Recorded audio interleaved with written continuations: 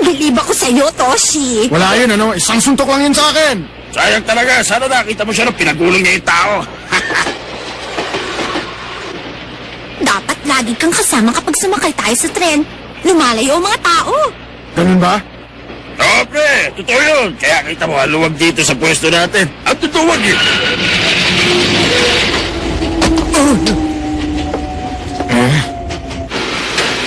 Sorry, di ko sinasadya. Kung ako sa'yo, Manong, lumayo-layo ka na sa kanya, kundi tatamaan ka dyan. Oo nga. Aba, tumigil. Pagtripan kaya natin yung susunod na sasakay dito. Oo ba?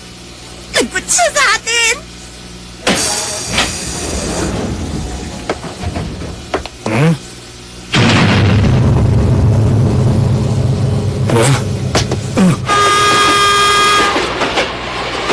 Aba, maluwag dito sa tren ngayong araw na to ah.